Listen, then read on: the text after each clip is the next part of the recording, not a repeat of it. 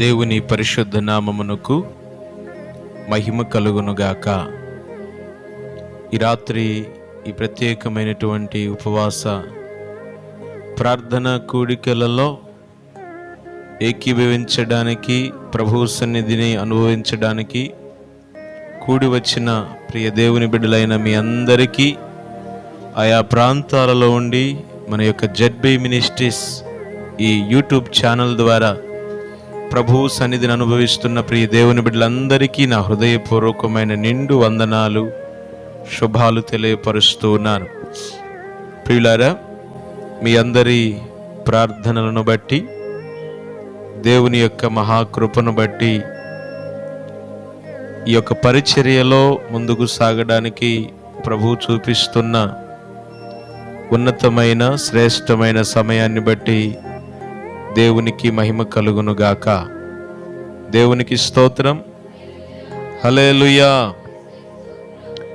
అంధకారము దారి మూసిన, నిందలు మన్ని కృంగదీసిన దేవాది దేవుడు ఆయన చిత్త ప్రకారముగా, ఆయన దయా సంకల్పాన్ని బట్టి, ఆయన కృపలో ముందుకు నడిపిస్తున్న విధానాన్ని బట్టి దేవునికే మహిమ కలుగునుగాక. హల్లెలూయా. ఈ ప్రత్యేకమైన సమయంలో దేవుని యొక్క వాక్య భాగములో నుండి కొన్ని అమూల్యమైనటువంటి విశేషమైన సంగతులను మనం ధ్యానం చేసుకుందాం. గత రాత్రి, ఈరోజు ఉదయం మరి ప్రత్యేకంగా అహరోను గురించి దేవుడు ఎన్నో అమూల్యమైనటువంటి సత్యాలు, ఎన్నో అమూల్యమైన విశేషమైనటువంటి సంగతులను దేవాది దేవుడు మన వినికిడిలో ఉంచారు. ఆత్మీయంగా అహరోను జీవితంలో నుండి అనేకమైన ఆత్మీయమైన సత్యాలను నేర్చుకోవడానికి ప్రభు కృప చూపించారు. అందును బట్టి దేవునికి మహిమ కలుగునుగాక. హల్లెలూయా. అహరోను జీవితంలో మనం గమనించినట్లయితే యెహోవాకు ప్రతిష్ఠితుడు అని మనం నేర్చుకుంటున్నాం. అనగా యెహోవా పరిశుద్ధుడు, దేవుని యొక్క పరిశుద్ధుడుగా, యెహోవా పరిశుద్ధుడుగా, యెహోవాకు ప్రతిష్ఠితుడుగా అహరోను పిలువబడినట్లుగా మనం చూస్తున్నాం. దానికి ప్రబలమైన ఓ 3 విషయాలను మనం ధ్యానం చేశాం. నెంబర్ 1, అతడు హృదయమందు సంతోషించేవాడిగా ఉన్నాడని. రెండవది, ఏక మనస్సు, ఐక్యత కలిగినటువంటి వాడుగా ఉన్నాడని. మూడవది మనం ధ్యానం చేసుకున్నాం, మౌనముగా ఉన్నాడని. ఎన్నో అమూల్యమైన విషయాలు మనం ధ్యానం చేశాం. ఈ ప్రత్యేకమైనటువంటి సమయంలో ఈ రాత్రి 2 విషయాలను అహరోను యొక్క జీవితంలో నుండి మనం ధ్యానం చేసుకోబోతున్నాం. 4వదిగా అహరోను జీవితంలో మనం గమనించినట్లయితే సంఖ్యాకాండం 12వ అధ్యాయం 11వ వచన భాగం. అహరోను, అయ్యో నా ప్రభువా, మేము అవివేకులము, పాపులమైన మేము చేసిన ఈ పాపమును మా మీద మోపవద్దు. దేవునికి స్తోత్రం. ప్రియ దేవుని బిడ్డలారా, చదవబడిన ఈ వాక్యాన్ని మన హృదయాలలో ప్రభు స్థిరపరచునుగాక. దేవుడి రాత్రి తన వాక్యము ద్వారా మనతో మాట్లాడునట్లు ఓ చిన్న ప్రార్థన చేసుకుందాం. ప్రేమస్వరూపుడైన తండ్రి, కృపగలిగిన దేవుడా, మహోన్నతుడా, మహాగణుడా, మీకు వందనాలు చెల్లిస్తూ ఉన్నాము తండ్రి. ప్రత్యేకంగా ఈ సమయంలో చదవబడినటువంటి వాక్య భాగము నీది. మేమందరము నీ బిడ్డలము ప్రభువా, నీ చేత ప్రేమించబడిన వారం, నీ చేత ప్రతిష్ఠించబడిన వారం, నీ కృపలో భద్రపరచబడిన వారం. మీరు లేకపోతే మేమేమైపోదుమో తండ్రి. ఈరోజు ఈ స్థితిలో ఉన్నామంటే, ఇంకా బ్రతికున్నామంటే ఇది కేవలం నీ కృప మాత్రమే, నీ దయా సంకల్పము మాత్రమే తండ్రి. నీ కృపను బట్టి, నీ దయా సంకల్పాన్ని బట్టి, మీరిచ్చినటువంటి శ్రేష్టమైన జీవితాన్ని బట్టి మీకే సమస్త మహిమ ఘనత ప్రభావములు అర్పించుకుంటూ,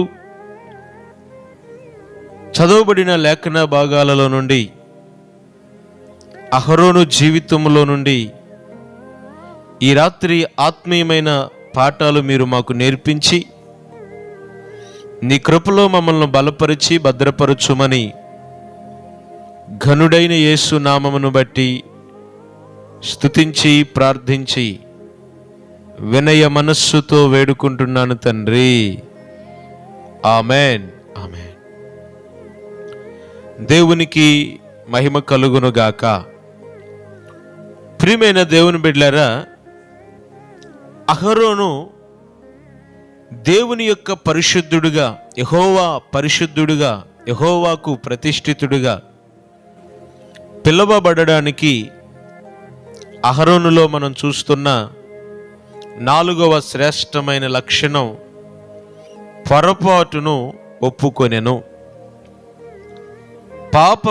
చేసిన పాపమును కప్పుకొనక, చేసిన పాపమును సమర్థించుకోకుండా, అతడు ఏ పొరపాటైతే చేశాడో ఆ పొరపాటును దేవుని సన్నిధిలో ఒప్పుకున్నట్లుగా చదవబడిన వాక్యంలో స్పష్టంగా మనం చూస్తున్నాం. మానవ నైజం, మనిషి యొక్క బుద్ధి ఎలాంటిదంటే, బాల్య దినముల్లో నుండే స్వాభావికముగా ప్రతి మనిషి తన జీవితంలో స్వాభావికంగా తను చేసిన తప్పును తాను ఒప్పుకోవటానికి ఏమాత్రము కూడా మనిషి ఇష్టపడడు. ఎక్కడి నుంచి వచ్చిందయ్యా ఈ స్వభావం, ఎక్కడి నుంచి వచ్చింది ఈ మనస్తత్వం అంటే, మన యొక్క మూల పితరుడైనటువంటి ఆదాములో నుంచే వచ్చింది ఈ స్వభావం. దేవుడైన యెహోవా ఆదామును అడుగుతున్నాడు, ఆదామా, నేను తినవద్దు అన్న పండు తింటివా ఏంటి అన్నప్పుడు, అవును ప్రభువా, బుద్ధి గడ్డి తిని ఏదో పొరపాటై తిన్న ప్రభువా అంటే బాగుండేది. కానీ అక్కడ ఆదాము తాను చేసిన తప్పును తన భార్య అయినటువంటి అవ్వమ్మ మీద మోపుతున్నాడు. నేను కాదయ్యా, నువ్వు నాకిచ్చిన ఈ స్త్రీయే అని తన తప్పును తాను ఒప్పుకోకుండా అవ్వమ్మ మీదకు నెట్టివేస్తున్నట్లుగా మనం చూస్తున్నాం. ఈ రోజున మనం గమనించినట్లయితే మనుషులలో 2 రకాల స్వభావాలు కలిగిన వాళ్ళు ఉన్నారు. నెంబర్ 1, తాము చేసిన తప్పు తామే చేశామని ఒప్పుకోకుండా ప్రక్కవారి మీదికి నెట్టేసేటువంటి మనస్తత్వం. 2వ మనస్తత్వం ఎలాంటిదంటే, తాము చేసిన తప్పును చెయ్యలేదు అని తప్పును కప్పిపుచ్చుకునేటువంటి ప్రయత్నం. చిన్నపిల్లలు మనం గమనించినట్లయితే తల్లి తండ్రి ఏదో పని చేసుకుంటూ ఉంటారు. ఆ పిల్లవాడు వెళ్ళి ఆ మట్టిలో ఆడుకుంటూ, ఆ మట్టి వాసన చక్కగా ఉంటుంది కానీ ఆ మట్టిని పిసికి ఆ మట్టిని నోట్లో పెట్టుకొని తినటం ప్రారంభిస్తాడు.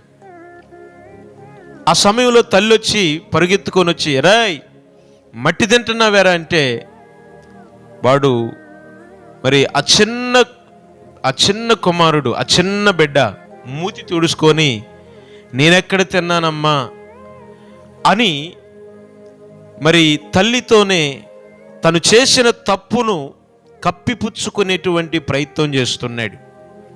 ఆ చిన్న బిడ్డకు ఎవరు నేర్పించారండి? అబద్ధం ఆడమని, చేసిన పాపాన్ని కప్పుకొనమని ఎవరు నేర్పించారు అంటే, స్వాభావికముగా మనిషి జన్మతః స్వాభావికముగా ఆ పాపపు బుద్ధులు, పాపపు స్వభావం, పాపపు ఆలోచన మనిషి జీవితంలో రావటం పరిపాటి. ఇలాంటి మానవ బుద్ధి, మనిషి స్వభావం ఇలాగును ఉండగా మరి ఆ పాపములో పాలిభాగస్తురాలైనటువంటి తన సహోదరి అయినటువంటి మిరియాము ఏమాత్రం కూడా తన తప్పును ఒప్పుకోవటానికి ఇష్టపడట్లేదు. కానీ అహరోను మాత్రం వెంటనే స్పందించి తప్పును ఒప్పుకునేవాడిగా ఉన్నాడు. Praise the lord. ఇక్కడ అసలు జరిగిన సంగతి ఏంటి అని మనం గమనించినట్లయితే, మోషే, దైవజనుడైనటువంటి మోషే కూషు దేశపు స్త్రీని వివాహం చేసుకుంటాడు.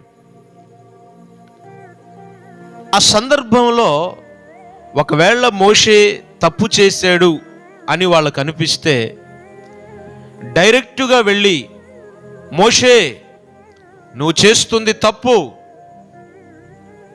నీ యొక్క ప్రవర్తన మానుకో అని గద్దిస్తే చాలా బాగుండేది. కానీ డైరెక్టుగా మోషే దగ్గరికి వెళ్లకుండా, మోషేను గద్దించకుండా దొంగచాటుగా, చాటుగా దైవజనుడైనటువంటి మోషేకు విరోధంగా గొనగటం, సనగటం. దేవునికి స్తోత్రం. ఏనే దైవజనుడైతే, ఏనే నిజంగా దేవుని సేవకుడైతే, దేవునితో ముఖాముఖిగా మాట్లాడేవాడైతే ఎట్లాంటి పని ఎందుకు చేస్తాడు అని లోపల గునుగుళ్ళు, సనుగుళ్ళు. ఒకవేళ వాళ్ళ మనసుకు మోషే చేసింది తప్పే అని తెలిస్తే డైరెక్ట్గా వెళ్ళి గద్దిస్తే బాగుండేదే. కానీ వారు ఏం చేస్తున్నారయ్యా అంటే, మోషేకు విరోధంగా వారితో వీరితో అక్కడ ఇక్కడ, మోషే చూసావా అక్కయ్య ఎంత పని చేశాడో, ప్రైజ్ ది లార్డ్, దేవునికి వాక్యానికి విరోధంగా మరొక స్త్రీని, కూషు దేశపు స్త్రీని వివాహం చేసుకున్నాడు. ఎంత తప్పు చేశాడు చూసావా అని ఈ విధంగా మోషేకు వ్యతిరేకంగా మిరియాము, అహరోనులు గునగటం ప్రారంభించారు. దేవునికి స్తోత్రం. మనిషి జీవితంలో ఏదో ఒక సందర్భంలో ఎక్కడో ఒక చోట మరి తప్పుడు ఆలోచన, తప్పుడు ప్రవర్తన అనేది సహజం.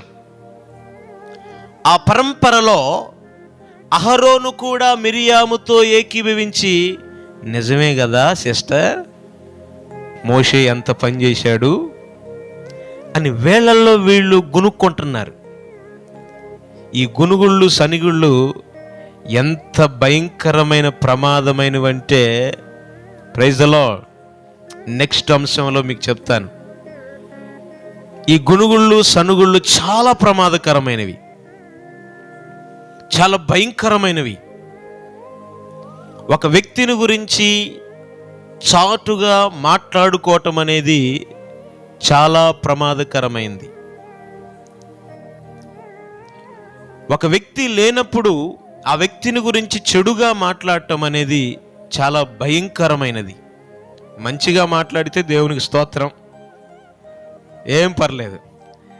కానీ ఆ వ్యక్తిని గురించి ఒకవేళ చెడ్డవాడైనా ఆ మనిషి లేనప్పుడు ఆ మనిషి గురించి మాట్లాడటం అనేది చాలా ప్రమాదకరమైంది, చాలా విషాదకరమైంది. ఇక్కడ మనం గమనించినట్లయితే ఈ అహరోను మిరియాములు మోషేకు వ్యతిరేకంగా మాట్లాడుతున్నారు. ఈ విషయంలో దేవుడైనటువంటి యెహోవా, చూడండి ప్రియమైన దేవుని బిడ్డలారా, సంఖ్యాకాండం 12వ అధ్యాయము, సంఖ్యాకాండం 12వ అధ్యాయము ఒకసారి 10వ వచనం తీయండి. 12వ అధ్యాయము 10వ వచనం.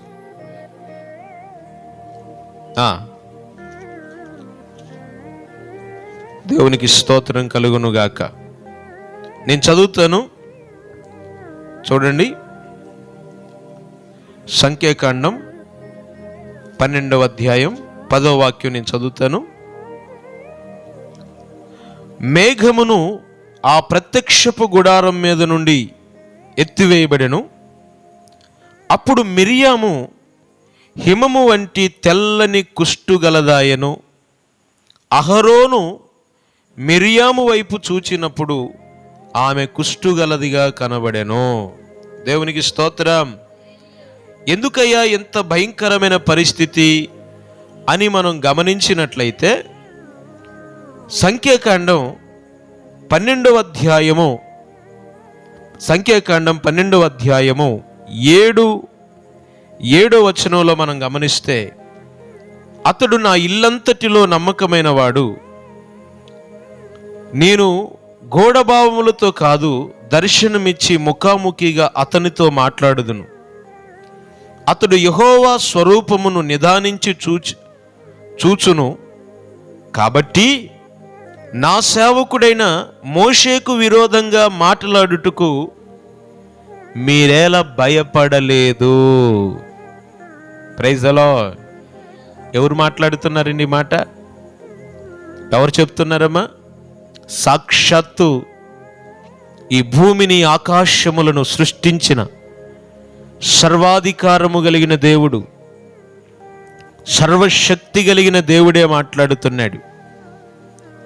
నా సేవకుడైన మోషేకు విరోధంగా మాట్లాడటానికి మీరెందుకు భయపడలేదు? మీరెందుకు భయపడలేదు? Praise the Lord. హల్లెలూయా.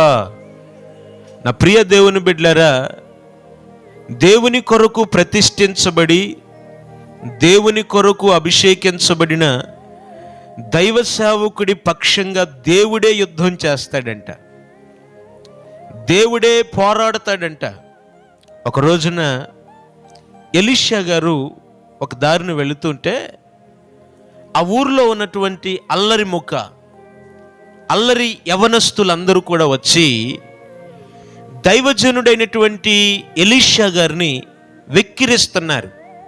బోడివాడా బోడివాడా అంటున్నారు. ఎలీషా గారికి కొంచెం బట్టతల ఉండేది. ఈ బట్టతలను బట్టి నిక్ నేమ్స్, కొంతమంది దైవ సేవకులకి నిక్ నేమ్స్ పెడతారు. Praise the Lord. గడ్డమయ్య గారు, కళ్ళజోడయ్య గారు, పొట్టి అయ్య గారు, పొడుగయ్య గారు. జాగ్రత్త. దేవునికి స్తోత్రం.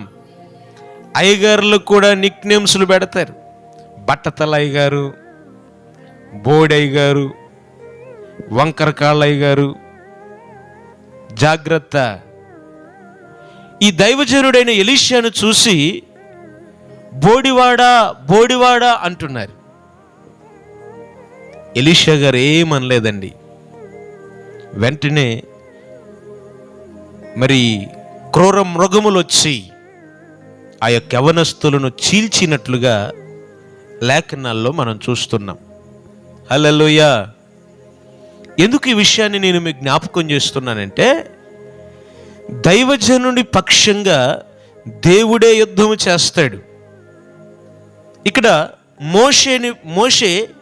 మోషేకు వ్యతిరేకంగా అహరోను మిరియాములు మాట్లాడిన సంగతి మోషేకు తెలియదు.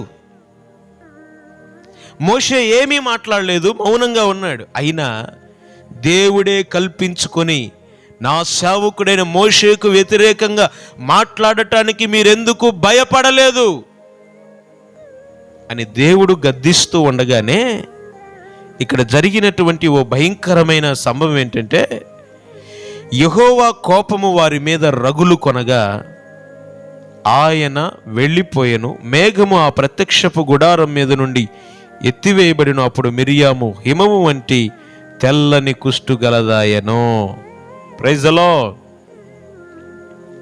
అహరోను చూస్తూ ఉండగానే అహరోను కన్నుల ఎదుటనే మిరియాము కుష్టుతో నింపబడింది.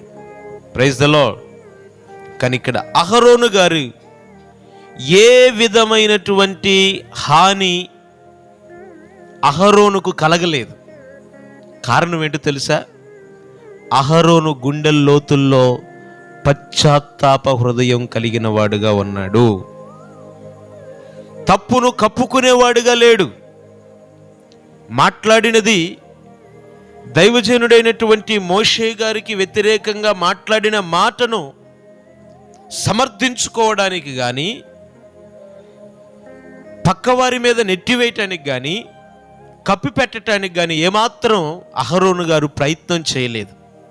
బహుశా నేను అనుకుంటున్నాను, మిరియాము అంతరంగం దేవునికి తెలుసు. మిరియాము ఏమాత్రం తన తప్పును ఒప్పుకోవటానికి బహుశా ఇష్టపడని పరిస్థితుల్లో ఉందేమో. ఎందుకంటే మన దేవుడు హృదయ అంతరంగములు ఎరిగిన దేవుడు. ఎంత కుష్టొచ్చినా, ఎంత భయంకరమైన శిక్ష మిరియాముకు వచ్చినా ఒక్క మాటను అడిగిందండి, ప్రభువా నన్ను క్షమించు ప్రభు అన్నదా? చదువుకోండి, వాక్యం చదవండి. కొంతమంది హృదయం కఠినపరచబడిద్దండి. దెబ్బ మీద దెబ్బ, దెబ్బ మీద దెబ్బ, శిక్ష మీద శిక్ష. ఎన్ని శిక్షలు వచ్చినా, ఎన్ని ఆటంకాలు వచ్చినా, ఎన్ని భయంకరమైన పరిస్థితులు వచ్చినా హృదయ కాఠిన్యం ఆ శిక్షను అనుభవించటానికైనా ఇష్టపడతారే కానీ వారి గుండెల్లో ఉన్న ఆ తప్పుడు ఆలోచన, ఆ తప్పుడు ప్రవర్తన ఒప్పుకొని విడిచిపెడదాం అనే ఆలోచన రాదండి. వాక్యం స్పష్టంగా దేవుడు మాట్లాడుతున్నాడు ఈ రాత్రి. మన దైనందిన జీవితాల్లో భయంకరమైన ఉగ్రతకు, శ్రమకు, భయంకరమైన శోధనకు కారణం నీ పాపమేనేమో, నీవు ఆలోచించిన చెడు ఆలోచనలేనేమో, చూసిన చెడు చూపులో, నీ చూపులను బట్టి, నీ చెడు ఆలోచనలను బట్టి, నీ చెడ్డ చూపులను బట్టి, చెడ్డ మాటలను బట్టి ఒకవేళ ఉగ్రత నీ మీదికి దిగి వచ్చినప్పుడు హృదయపూర్వకంగా ఆ పాపాన్ని ప్రభువు సన్నిధిలో ఒప్పుకొని విడిచిపెట్టగలిగిన మనస్సు నీకుందా? దేవునికి స్తోత్రం. దేవుడు హృదయ అంతరంగాలు ఎరిగిన దేవుడు మిరియాము యొక్క హృదయాన్ని గ్రహించాడు. అమ్మమ్మమ్మమ్మ, ఈ మిరియాము ఒప్పుకునే మనస్తత్వం కాదు. ఈ మిరియామక్క పాపాన్ని కప్పుకోవటానికే ప్రయత్నం చేస్తుంది కానీ ఒప్పుకొని విడిచిపెట్టే మనస్సు ఈ మిరియామక్కలో లేదు. అందుకని నీకు కుష్టు తథ్యం అని దేవుడు హిమము వంటి కుష్టుతో మిరియామును మొత్తివేశాడు. హల్లెలూయా. కానీ అంతరంగములో వినండి, అంతరంగములో పశ్చాత్తాపపు మనస్సు కలిగినటువంటి అహరోను హృదయంతరంగములో తప్పును కప్పుకొనక ఒప్పుకొని విడిచిపెట్టేటువంటి మనస్తత్వము కలిగినటువంటి అహరోను మనస్సును కూడా దేవుడు ముందే గ్రహించాడు. అందుకనే ప్రక్కనే ఉన్నటువంటి మిరియాముకు కుష్టొచ్చింది కానీ అహరోను గారికి ఏమీ కలగలేదండి. స్తోత్రం చెప్తారు ఒకసారి. హల్లెలూయా, హల్లెలూయా. అహరోను గారికి ఏమీ కాలేదు. Praise the lord. అందుకనే దేవుడు చెప్పాడు కదా, ఇద్దరు కోత కోస్తూ ఉంటే ఒకళ్ళు ఎత్తబడతారు, ఒకళ్ళు ఎడవబడతారు. ఎందుకంటే ఎవరి క్రియలను బట్టి వారికి తీర్పు విధించబడింది. ఇద్దరు మంచం మీద పడుకుంటారు, ఒకళ్ళు ఎత్తబడతారు, ఒకళ్ళు విడవబడతారు. ఈ రోజుల్లో మనం గమనిస్తాం, ఇద్దరు యవనస్తులు బైక్ మీద వెళ్తూ ఉంటారు, యాక్సిడెంట్ జరిగిద్ది. ఆ యాక్సిడెంట్లో ఒకళ్ళు మరణిస్తారు, ఒకరు సజీవంగానే ఉంటారు. ఎందుకయ్యా అంటే ఎవరి క్రియలను బట్టి వారికి దేవుడు ప్రతిఫలాన్ని ఎందుకనగా వారి హృదయ అంతరంగములను ఎరిగిన దేవుడు ఆయన. అహరోను గారి జీవితంలో అహరోను గారి హృదయ అంతరంగం ఎరిగిన దేవుడు అహరోను గారి మీదకి ఎలాంటి శిక్ష రాకుండా తప్పించాడు. వెంటనే తన హృదయములో ఉన్నది ఇప్పుడు వ్యక్తపరుస్తున్నాడు. 11వ వచనాన్ని గమనించినట్లయితే అహరోను అయ్యో ఏమంటున్నాడండి? అయ్యో అయ్యో నా ప్రభువా, మేము అవివేకులము, పాపులమైన మేము చేసిన ఈ పాపమును మా మీద మోపవద్దు. తన తల్లి గర్భములో నుండి పుట్టినప్పటికే సగము మాంసము క్షీణించిన శిశు శవము వలె ఆమెను ఉండనీయకుమని మోషేతో చెప్పగా. దేవునికి స్తోత్రం. ఇక్కడ మనం గమనించినట్లయితే అహరోను తన తప్పును ఒప్పుకున్నట్లుగా మనం చూస్తున్నాం. బైబిల్ అంటుంది, దేవుని వాక్యం సెలవిస్తుంది, అతిక్రమములు దాచిపెట్టువాడు వర్ధిల్లడు. సామెతల గ్రంథం 28వ అధ్యాయం 13వ వాక్యం. తర్వాత చదువుకోండి, చదవవసరం లేదు. అతిక్రమములు దాచిపెట్టువాడు వర్ధిల్లడు, వాటిని ఒప్పుకొని విడిచిపెట్టువాడు కనికరము పొందును. Praise the lord. దేవునికి మహిమ కలుగునుగాక. ఒక వ్యక్తి ఒక్కసారి పాపమును ఒప్పుకొని విడిచిపెట్టిన తర్వాత మరలా విడిచిపెట్టినటువంటి పాపం వైపు తిరిగి చూడకూడదు. ఒక వ్యక్తి తన జీవితంలో ఏది అక్రమమైనదో, ఏది చెడ్డదో, ఏది దేవునికి అసహ్యమైనదో, ఏది దేవునికి నీచమైనదో అది గుర్తెరిగి దేవుని వాక్యపు వెలుగులో గుర్తించి దానిని ఒప్పుకొని విడిచిపెట్టిన తర్వాత మరలా దాని వైపు తిరిగి చూడకూడదు. చేయటం కాదండి, కనీసం చూడకూడదు. విడిచిపెట్టిన దానికి వెళ్ళి చూడకూడదు. చూస్తే ఏమైందండి? చూస్తే ఏమైందమ్మా? ఎవరు చూశారు బైబిల్లో? దేవుడు చెప్పాడు, లోతు భార్యతో కుటుంబంతో మీరు సొదొమ గొమ్మర పట్టణాన్ని విడిచిపెట్టండి, నేను చూపించే ఆ పర్వతానికి మీరు పారిపోండి. Praise the Lord. ఇప్పుడు లోతు కుటుంబం దేన్ని విడిచిపెట్టారు? సొదొమ గొమ్మర పట్టణాలను విడిచిపెట్టారు. వెళ్ళిపోతున్నారు. కానీ లోతు భార్య విడిచిపెట్టిన దాని వైపు తిరిగి చూసింది. వాక్యం అర్థమవుతుందండి? ఏదైతే విడిచిపెట్టిందో, ఏ శపితమైన పట్టణాన్ని అయితే విడిచిపెట్టిందో, ఏ శపితమైన పాప జీవితాన్ని అయితే విడిచిపెట్టిందో, పరిశుద్ధత వైపు అడుగులు వేయాల్సిన లోతు భార్య, పరిశుద్ధత వైపు పరిగెత్తాల్సిన లోతు భార్య పరిశుద్ధత వైపు పరిగెత్తకుండా కుక్క తన వాంతికి తిరిగినట్లుగా, కడగబడిన పంది మరలా బురదలో పొర్లినట్టుగా లోతు భార్య విడిచిపెట్టినటువంటి సొదొమ గొమ్మర పట్టణాల వైపు తిరిగి చూసింది. వెంటనే ఏమైందండి? ఉప్పు స్తంభముగా మారిపోయింది. దేవుడు ఒకటే చెప్పాడు, మీరు వెళ్ళండి, వెనక్కి తిరిగి చూడొద్దు. Praise the lord. కొంతమంది ఉంటారు తెలివి కల్లోళ్ళు, చూస్తే ఏమైంది దేవుడా, ఏమయ్యే సంగతి చెప్పడు ఆయన, చేసి చూపిస్తాడు అంతే. దేవునికి స్తోత్రం.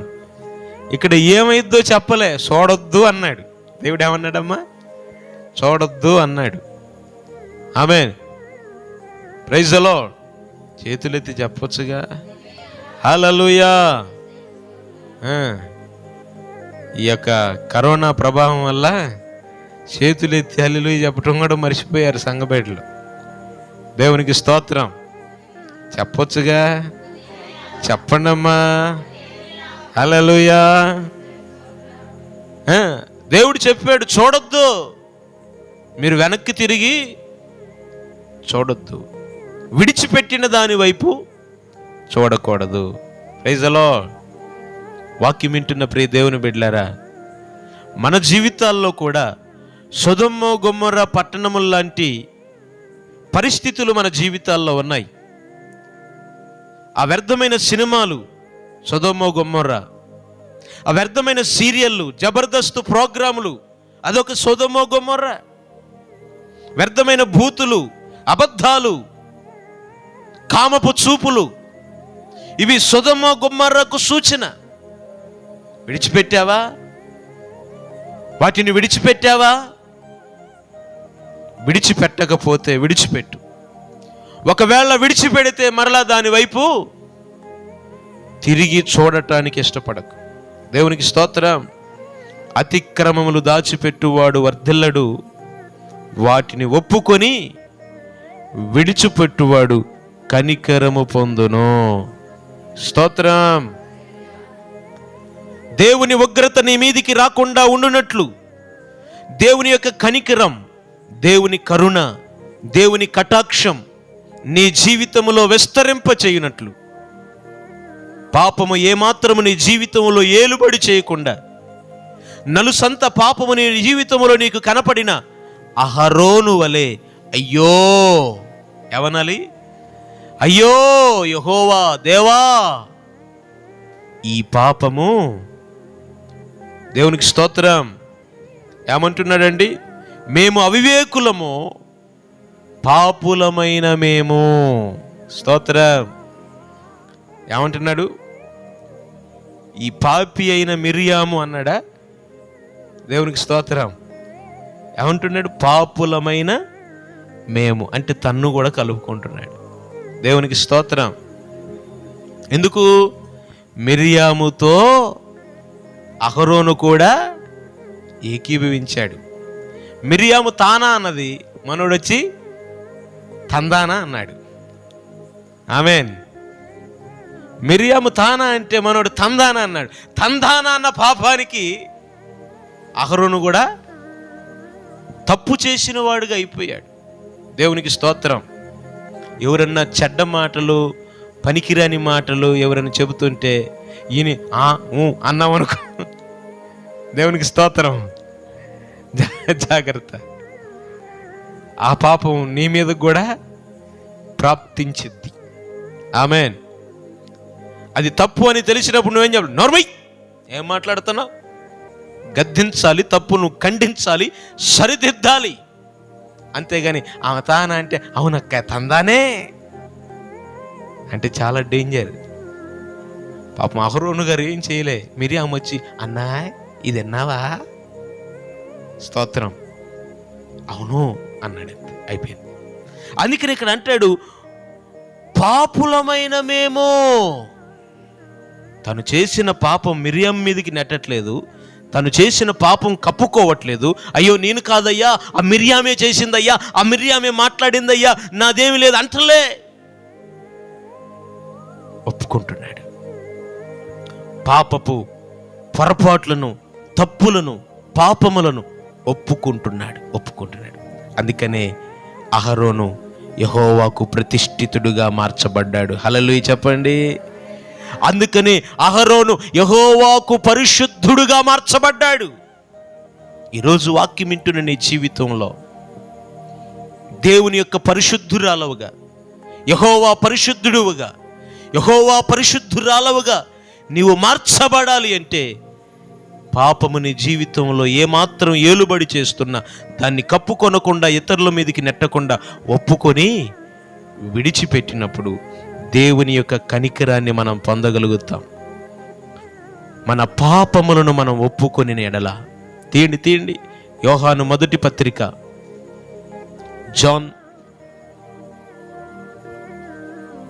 యోహాను మొదటి పత్రిక 1వ అధ్యాయం 9వ వచనం. మన పాపములను మనం ఒప్పుకొని ఎడల. చెప్పండి, మన పాపములను మనం ఒప్పుకొని ఎడల. ఎవరు ఒప్పుకోవాలమ్మా? స్తోత్రం. మా అమ్మ ఒప్పుకుంటుందిలేండి, మా అక్క ఒప్పుకుంటుందిలేండి, మా ఆయన ఒప్పుకుంటాడులేండి, మా ఆమె ఒప్పుకుంటుంది. కుదరదు. ఎవరి పాపం దేవునికి స్తోత్రం. మన పాపములను మనం ఒప్పుకొనిన ఎడల ఆయన నమ్మదగిన వాడును నీతిమంతుడును గనుక ఆయన మన పాపములను క్షమించి సమస్త దుర్నీతి నుండి మనలను పవిత్రులుగా చేయును. స్తోత్రం చెప్పండి. సమస్త దుర్నీతి నుండి ప్రభువు నిన్ను విడిపించి పరిశుద్ధపరిచి యెహోవా పరిశుద్ధుడుగా, యెహోవా పరిశుద్ధురాలుగా ప్రభువు నిన్ను మారుస్తాడు. ఎందుకనగా పాపములను క్షమించడానికి అధికారము కలిగిన దేవుడు యేసు ఒక్కడే. పాపములను క్షమించడానికి యేసు క్రీస్తు ప్రభుల వారు కన్య మరియ గర్భాన జన్మించి 33.5 సంవత్సరాలు భూమి మీద జీవించి మనుషులందరి పాపముల కొరకు ఆయన నలగగొట్టబడ్డాడు, ఆయన వెరగగొట్టబడ్డాడు. పాపము ఎరుగని ఆయన పాపముగా చేయబడ్డాడు. ఆయనలో ఏ పాపము లేకపోయినా మన పాపములను ఆయన భరించి, మన పాపములను ఆయన మోసి, ఆయన మన పాపముల కొరకు మన స్థానములో ఆయన మరణించి మనకు పరిశుద్ధతను ప్రసాదిస్తున్నాడు. దేవునికి స్తోత్రం. మన్ని పరిశుద్ధులుగా మార్చడానికి, దేవుని యొక్క పరిశుద్ధులుగా మన్ని మార్చడానికి, పరిశుద్ధురాలైన కన్యకగా వధువు సంఘముగా ముడతైనను మచ్చైనను అట్టిది మరేదైనను మనలో లేకుండా ఓ పరిశుద్ధురాలైన కన్యకగా మనం ఆయన ఎదుట మనం నిలబడాలని మన కొరకు తన్ను తాను బలిగాను అర్పణగాను దేవుడు అర్పించుకున్నాడు. మన పాపముల కొరకు ఆయన నలగగొట్టబడ్డాడు, మన పాపముల కొరకు ఆయన వెరగగొట్టబడ్డాడు. మన ముఖం మీద పడాల్సిన ఉమ్ము ఆయన ముఖం మీద వేయించుకున్నాడండి. మన తల మీద పెట్టాల్సిన ముళ్ళ కిరీటం ఆయన తల మీద పెట్టించుకున్నాడు. ఆ భయంకరమైనటువంటి ఆ ఘోరమైన శిలువ శ్రమ ఎవరి కోసమో తెలుసా? నీ కోసం, నా కోసమే. ఆయన శ్రమ పరచకబడకపోతే, ఆయన రక్తము కార్చకపోతే, ఆయన మరణించకపోతే ఈరోజు ఇంత గొప్ప రక్షణ మనకు వచ్చేది కాదు. కనుక ఇంత గొప్ప రక్షణను నిర్లక్ష్యపరచక, దేవుని వాక్యం అంటుంది, ఇంత గొప్ప రక్షణ నిర్లక్ష్యపరిస్తే నువ్వు ఎలా తప్పించుకుంటావు రాబోయే ఉగ్రత నుండి? కనుక రక్షణను నిర్లక్ష్యపరచక, ఈ మాట ఈ పూట దేవుడు నాతోనే మాట్లాడుతున్నానని గ్రహించి, ఇది దేవుని వాక్కు అనేటువంటి గ్రహింపు కలిగి, నీ హృదయములో పరివర్తన కలిగి, మారు మనస్సు పొంది పశ్చాత్తాపపడి అహరోను వలె లోతైన పశ్చాత్తాపముతో తప్పులను కప్పుకొనక ఒప్పుకొని విడిచిపెట్టి దేవుని యొక్క ఉన్నతమైన కనికరము పొందితే నిశ్చయముగా నీవు కూడా యెహోవాకు ప్రతిష్ఠితురాలుగా మార్చబడతావు, యెహోవాకు ప్రతిష్ఠితుడుగా మార్చబడతావు. దేవుని యొక్క పరిశుద్ధుడుగా, పరిశుద్ధురాలుగా నువ్వు మార్చబడతావు. అట్టి పరిశుద్ధత కలిగి మరి ఎవరు సమీపించరాని ఆ ఉన్నతమైనటువంటి తేజస్సులో యుగ యుగాలు ఆ దేవుని రాజ్యములో జీవించుటకు నిత్యమైనటువంటి దేవుని కృప మన మీద దేవుడు కొమ్మరించునుగాక. దేవునికి స్తోత్రం. ఈ వాక్యాన్ని దేవుడు మన హృదయ అంతరంగాల్లో స్థిరపరిచి ఫలభరితంగా మార్చునుగాక. అహరోను జీవితంలో మరొక అద్భుతమైన శ్రేష్టమైనటువంటి కార్యం ఉంది. అది మరి రేపు రాత్రి కాల సమయంలో వివరించడం జరుగుతుంది. కనుక ఏ ఒక్కరూ కూడా ఆ విషయాన్ని మీరు ఒక్కరూ కూడా మిస్ కాకుండా ఉన్నట్లు మీరు మీ కుటుంబంతో కలిసి వచ్చి అద్భుతమైన విషయం. ఇంతవరకు అహరోను జీవితంలో నుంచి 4 శ్రేష్టమైన అనుభవాలు విన్నాం. 5వ అనుభవం చాలా అద్భుతమైనటువంటి అనుభవం. కనుక ప్రతి ఒక్కరూ ఈ విషయాన్ని మిస్ కాకుండా ఉన్నట్లు ఈ మరి యూట్యూబ్లో వింటున్నవారు కానీ, దేవుని మందిరములో ఉన్నవారు కానీ, మరి ఆ యొక్క అద్భుతమైన విషయాన్ని విని దేవుని కృపలో బలపరచబడాలని ప్రేమతో మనవి చేస్తున్నాను. ఇటు వాక్యం దేవుడు మన హృదయాలలో ఫలభరితంగా మార్చునుగాక. అందరూ కూడా ప్రార్థనా పూర్వకంగా ఉందాం. స్తోత్రం, స్తోత్రం, స్తోత్రం, స్తోత్రం, స్తోత్రం, స్తోత్రం.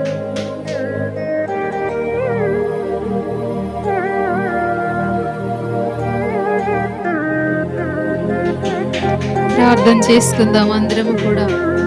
స్తోత్రం స్తోత్రం స్తోత్రం స్తోత్రం. హల్లెలూయా హల్లెలూయా. స్తోత్రమయ్యా స్తోత్రమయ్యా.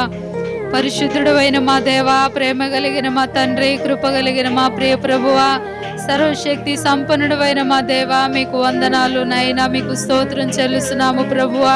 అయ్యా, ఈ రాత్రికాల సమయంలో ప్రభువా, ఈ కూడక ప్రారంభం నుండి ఎంతవరకు కూడా ప్రభువా మీరే అధ్యక్షత వహించి జయకరముగా జరిగించినందులకై మీకే వందనాలు స్తోత్రాలు చెల్లిస్తున్నాము రాజ్య ప్రభువా. అయ్యా, మీ దాసులను మీరు బలపరిచిన తండ్రి, అయ్యా మీరు మాతో మాట్లాడిన విధానము కొరకే మీకు వందనాలు చెల్లిస్తున్నాము ప్రభువా.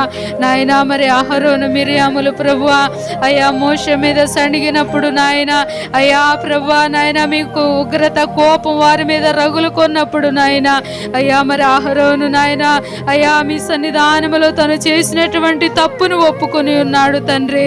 కానీ మిరియామైతే నాయన, అయ్యా తప్పుని నాయన ఒప్పుకోకుండా ఉన్నది కనుకనే అయ్యా కుష్ఠ రోగమును ఆమెకు సంభవించినట్లుగా మీరు మాట్లాడి ఉన్నారు. దేవానికి స్తోత్రం నాయన. ఇదిగో ప్రభువా, మా దైనందిన జీవితాలలో ప్రభువా, అయ్యా మేము కూడా నాయన అహరోను వలె ప్రభువా, అయ్యా మీ సన్నిధిలో ప్రతి ఒక్క దోషమును ఒప్పుకొని విడిచిపెట్టడానికి సహాయం చేయండి అయ్యా.